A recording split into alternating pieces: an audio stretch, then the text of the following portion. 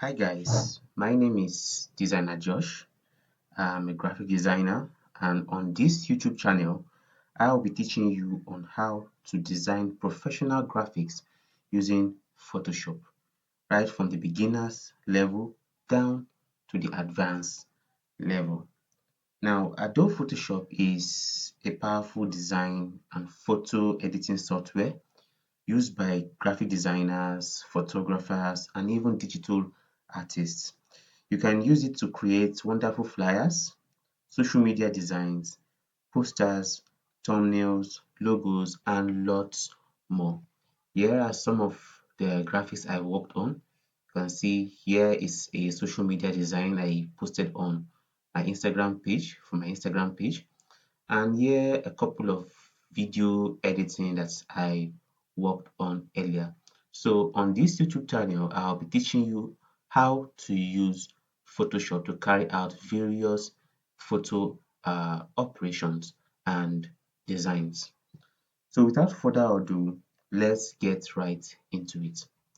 So you do well to download your Photoshop. You can use the Adobe site to get the Adobe Photoshop software, or you can look for how to download Adobe Photoshop on Google.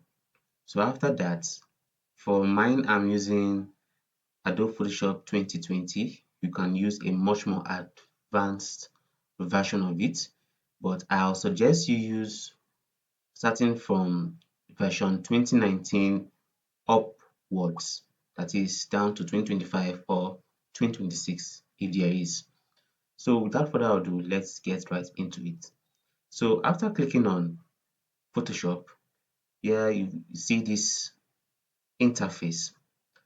So this interface is the welcoming interface for Adobe Photoshop. Like I said, I'm using the 2020 version of it, so yours might be advanced and quite different, but it's almost similar to this. So what we do from here is we click on Create New. So click on it. Here you have different sizes that you can use. I'm on the recent version. Here are my saved works. Okay, and isn't bringing out any from now. So here are different photo sizes, default Photoshop size, landscape, 3 by 2, 6 by 4, and the rest. This is for the print sizes, recommended print sizes. You have letter, legal, tabloid, A4, and the likes. We have arts and illustrations if you wish to go use Photoshop to create arts and illustrations. You can as well use any of these sizes. We have the web, we have mobile, we have film and video. But for now, we'll look at the recent uh, interface. So here we have the 1080 by 1350 pixel. This is used for social media platforms like Instagram. Yes, Instagram makes use of this size, recommended size for posts, maybe static images or even videos. This is recommended size. So we have other sizes like 7 by 7, but this is in inches. We have a lot different sizes. So as we go on, we will be talking on the different sizes that one can use or one can design on. So here we are today we're working on the 1080 by 1350 uh, pixel size. We're not going to do much in this video as this is just an introduction to Photoshop. So we'll begin this size. Here we have the preset details. Here we're going to talk on we're going to name this our work. So let's just say introduction. So we're going to name it as introduction. Here we have the width, the height, that is 1080 by 1350. Here we have it as pixels. We also have it in inches, centimeters, millimeters, points, pixels, but we are going to make use of pixels. So we have the orientation. This is the landscape, while this is the portrait sizes. We'll get into that as we go on. So we have the color mode. I prefer using RGB because of the sharp quality of it. So yeah, 32 bits, the highest. Then working on a transparent background, I have my reasons for this. So as time goes on, we'll get to know more. So you leave the color profile to sRGB, just this setting here, square pixels, and then we click on create. So here is my own interface of the Adobe Photoshop version 2020. Remember, we use the background to be transparent. So I have my reasons for that. So what you do, you go to this setting here. If you will see it's a default foreground and background color. So leave it like this. So quickly, I would like to introduce the tools that you need to get familiar with when working with Photoshop. So if we look at this section of the interface, we can see different tools. These are the tools you'll be working with while carrying out any sort of editing or designs on Photoshop. You can also see the other toolbars here. You have the files, the edit section, image, layers, types, select, filters, 3D view, windows, and the help section. As time goes on, we will make use of all these uh, tools and sections. Now, if you look at this right hand part of the interface, we see layers, we see channels, we see paths. We'll be using layers. We'll also come into that of the aspect of channels, but that will be later on in the future, while I'll be sharing how to use the channel section. But for now, let us make use of the layer section. Now, this is not how the interface is going to look like on your own version of Photoshop. Why is because I had to tweak my interface here, or my workspace. As you can see, this is my workspace. I had to name it like that. So I can reset it, I can make a new one, or I can delete this workspace and reset a new workspace. But I love my workspace to be like this. So here we have the move tool. Now let me show you guys an example.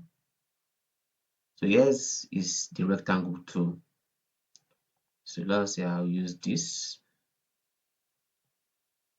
Yeah, I've created a rectangle. Now this move tool allows me, if I click on the move tool, that allows me to move this rectangle into any part of the interface. As you can see, I'm rotating it. I can place it here, I can place it down here, and place it in the middle right here. Now this selection tool is to make a selection of the area you want to make selection on. So here is it. As time goes on, we will know the benefit of using this selection or this rectangular mark tool. Sorry, it's not the selection tool, the rectangular mark tool. Here we have the polygonal lasso tool. We'll get to know that as well. I do not wish to make this video long. I'll just make it short.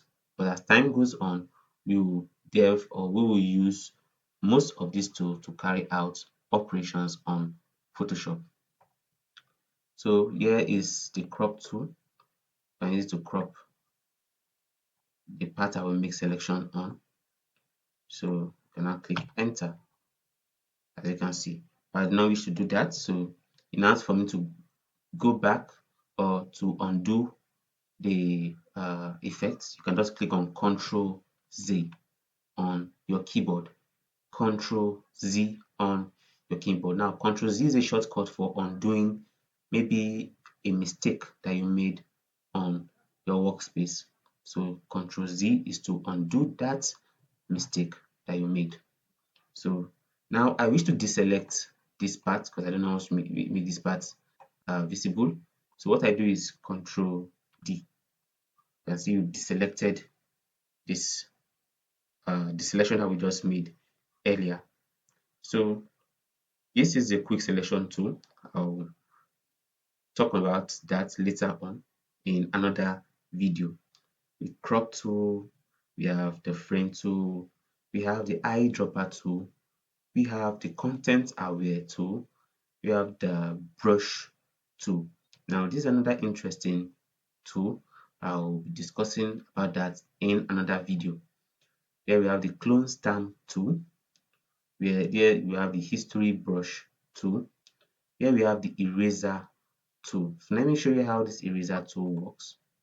So you click on the object that we want to work on. So here says this shape layer must be rasterized before proceeding. Rasterize the shape. You click on OK. For us to work on this image, you have to rasterize it. So you can see I'm erasing this part.